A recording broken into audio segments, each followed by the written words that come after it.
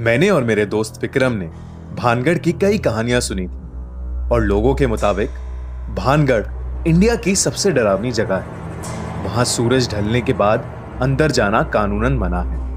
कहते हैं इस किले में राजकुमारी रत्नावती रहती थी, जिसकी खूबसूरती की चर्चा दूर दूर तक की जाती थी।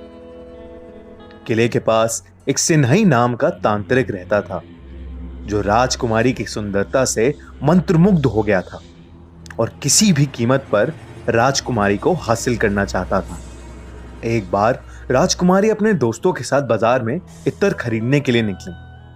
उस तांत्रिक ने यह देखा और इत्तर में काले जादू की मदद से ऐसा कुछ मिलाया जिसे लगा कि राजकुमारी उसके वश में हो जाती। किसी नगरवासी को इसकी भनक लग गई और उसने राजकुमारी को जाके ये सब बता दिया। ये सुन के राजकुमारी ने वो इत्तर की बोतल महल के बाहर फेंक दी और वो चट्टान पर जा गिरी। काले जादू के कारण वो चट्टान उस तांत्रिक की ओर आकर्षित हुई और उसे कुचल डाला। अपनी आखिरी सांसें लेते हुए उसने पूरे भानगढ़ को एक श्राप दिया। भानगढ़ अब कभी सुखी नहीं रह पाएगा और यहाँ जो कोई भी निवास करेगा सब मारे जाएंगे। उसके कुछ ही दिनों बाद मुगल योद्धाओं ने भानगढ़ में घुस के उस पर कब्जा कर लिया।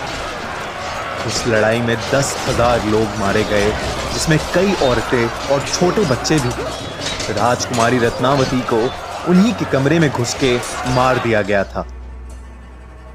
कहानियों की माने तो आज भी वहां उन लोगों की आत्माएं घूमती हैं और जो भी इंसान सूरज ढलने के बाद वहां गया है वो कभी वापस नहीं लौटा। हमने सोचा कि हम भानगढ़ जाके पता लगाएं कि क्या सच में वो इतनी भयानक जगह है या ये सब सिर्फ एक कहानी है। करीब रात 8 बजे गार्ड को कुछ पैसे देके हम अंदर घुस गए।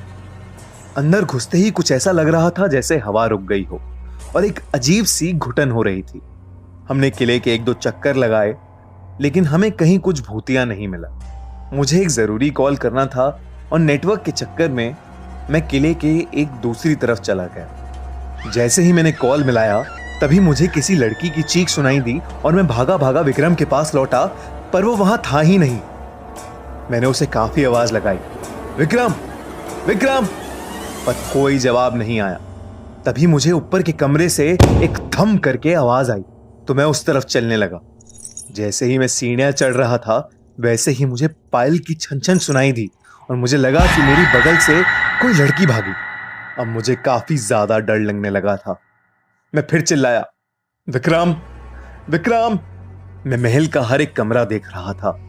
तभी मुझे एक कमरे की खिड़की की तरफ विक्रम खड़ा दिखा और मेरी जान में थोड़ी सी जान आई। विक्रम, कहां था यार तू? जल्दी चल यहां से, गलत आ गए हम यार, प्लीज चल यहां से, चल जल्दी से। विक्रम ने कोई जवाब नहीं दिया। मैंने जैसे ही उसका हाथ पकड़ा वैसे ही पीछे के दरवाजे से मुझे विक्रम की आवाज सुनाई दी।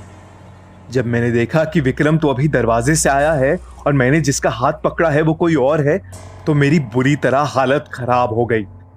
जैसे ही मैंने उसका हाथ छोड़ा उसने मुझे मुड़ के देखा। उसे देख के मैं कांपने लगा और पीछे गिर पड़ा। विक्रम ने मुझे उठाया और हम दोनों भागे भागे वहां से निकले। मैंने उसे बताया कि मेरे साथ क्या क्या हुआ और विक्रम ने बोला कि उसे भी महल में किसी लाल साड़ी वाली औरत का भूत दिखा। हम वहां से बच के अपने घर तो आ गए, लेकिन उस घटना के बाद अब हम कभी भानगढ़ की कहानियों को नजरअंदाज नहीं करते और ना ही किसी को वहां जाने की सलाह देते हैं। सब्सक्राइब करिए और सुनिए हर मंडे एक ऐसी ही सच्ची हॉरर स्टोरी।